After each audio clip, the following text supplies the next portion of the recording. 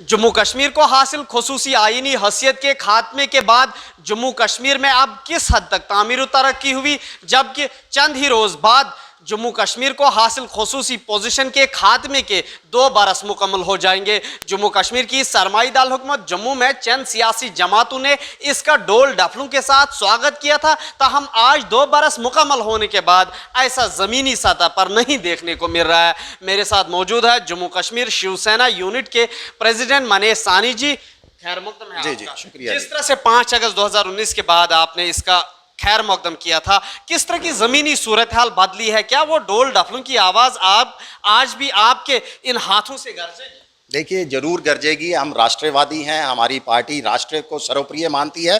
जब जम्मू कश्मीर से 5 अगस्त को आपको याद करवाऊं कि जब धारा 370 और 35 से हटी थी, उस समय हम गठबंधन एनडीए सरकार का शिवसेना भी एक हिस्सा थी, मगर उसके बाद की अगर हम तस्वीर देखें वो जरूर धुंधली हुई है कि 370 हटने का हमने स्वागत किया था, आज भी हम उसका स्वागत करते हैं, मगर जो वादे हमें प्रधानमंत्री माननीय नरेंद्र मोदी जी द्वारा, हमारे गृह मंत्री माननीय अमित शाह जी द्वारा जो जम्मू कश्मीर की आवाम को दिखाए गए थे, जम्मू कश्मीर के यूथ को दिखाए गए थे, यहाँ बताया गया था रोजगार के अवसर मिलेंगे, हमारा जम्मू कश्मीर विकास की राह पर दौड़ेगा, ऐसा कुछ भी वो 2 सालों के अंदर हमें जमीनी स्तर पर ऐसा कुछ भी दिखाई नहीं दिया। यानी कहीं ना कहीं धारा 370 हटाने के बाद सरकार यहाँ का जम्मू कश्मीर की आवाम को राहत देने में पूरी तरह से नाकामयाब साबित हुई है। जिस तरह से रोजगार की आपने बात की, किस हद तक 2 बरसों में आपने डोल डफलों के साथ स्वागत किया और अभी भी आप कह रहे हैं कि हम आर्टिकल 370 का मनसूखी का स्वागत करते हैं, स्वागत करने के बावजूद किस तरह तामीर और तरक्की की गई जम्मू कश्मीर? देखिए, बिल्कुल अभी तक हमारी वादों के अनुसार, जो हमारे साथ वादे किए गए थे उसके अनुसार कुछ भी ज़मीनी स्तर पर लागू नहीं किया गया केंद्र सरकार द्वारा। हर कानून के लिए हमें सड़कों पर उतरना पड़ा। आज अपने डेली वेजरों की बात करें तो 90,000 डेली वेजर अपनी बेरोजगारी को लेकर वो सड़कों पर हैं। आज तक इन 2 सालों के अंदर हमारे जम्मू कश्मीर को लेकर जितने भी कानून आए, कोई ऐसा कानून अब नहीं है जिस पर सड़कों पर उतर कर लोगों ने उसका विरोध ना किया हो या सरकार ने उसके अंदर तब्दीलियां ना की हो। आज भी जम्मू कश्मीर के अंदर आतंकवाद का खात्मा नहीं हुआ है, इसमें कोई 2 राय नहीं है कि हमारे सुरक्षाकर्मी जी जान लगाकर, अपने जान की बाजी लगाकर जम्मू कश्मीर में अमन बहाली के प्रयासों में जुटे हैं। मगर कश्मीर ही नहीं, अब तो ये भी देखने को आ रहा है कि जम्मू के हालात भी बदतर की तरफ बढ़ रहे हैं, बदतर होते जा रहे हैं। यहां भी आतंकवादी घटनाएं जोर पकड़ने लगी हैं। मनीष जी, क्या डोगरा रियासत के खात्मे का भी आपने स्वागत किया था?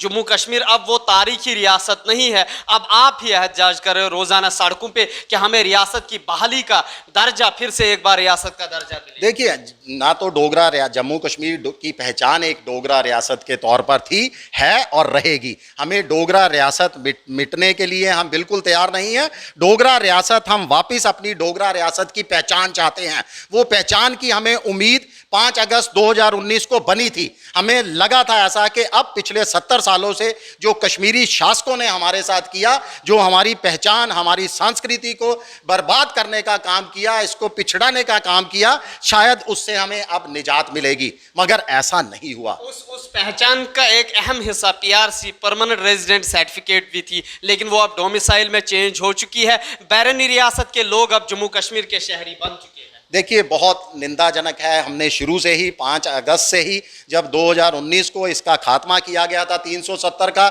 उसी समय हमने आवाज़ बुलंद की थी जम्मू कश्मीर के नौजवानों के लिए, हमारे यूथ के लिए और जम्मू कश्मीर रहने वाले लोगों के लिए, उनकी शिक्षा के लिए, कि शिक्षा और रोजगार के अंदर जम्मू कश्मीर के युवाओं को आरक्षण दिया जाना चाहिए। जम्मू कश्मीर के अंदर उस तरह की सुविधाएं नहीं दी गई पिछले 70 सालों से कि हमारा युवा आगे आकर बाहर के राज्यों के अंदर जॉब कर सके।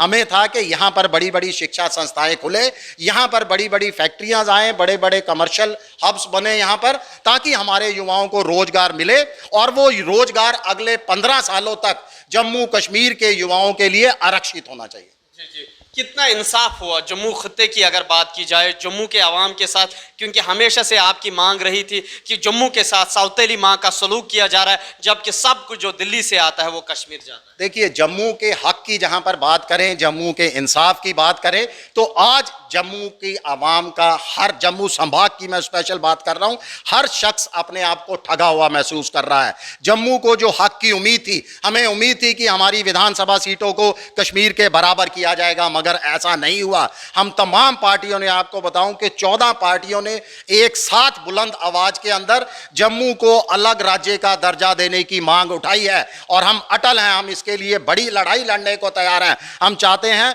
दो हमारे पास ऑप्शन हमने सरकार को दिए हैं, या तो जम्मू कश्मीर की विधानसभा सीटों को बढ़ाकर 50 तक लाया जाए, क्योंकि हम डिजर्व करते हैं, हमारी ज्योग्राफिकली, हमारी पॉपुलेशन के हिसाब से हम डिजर्व करते हैं कश्मीर से ज्यादा विधानसभा सीटें। अगर सरकार ऐसा करने में नाकामयाब रहती है तो हम एक बहुत बड़ा अभियान चलाएंगे कि जम्मू और कश्मीर दोनों संभाग को अलग अलग राज्य का दर्जा दे दिया जाए। बहुत बहुत शुक्रिया। ये थे हमारे साथ शिवसेना के प्रेसिडेंट मनीष साहनी जी, जिन्होंने कहा कि दफा 370 की मनसूखी का शिवसेना ने स्वागत किया था, ताहम जो उम्मीदें इन्हें मरकजी सरकार से थी वो उन उम्मीदों पर वो खरा नहीं उतर पाए और जम्मू कश्मीर में तामीर और तरक्की के नाम पर लोगों के साथ धोखाधड़ी की गई और लोग अब ठगा हुआ महसूस कर रहे हैं। ईटी भारत उर्दू के लिए जम्मू से मैं मोहम्मद अशरफ।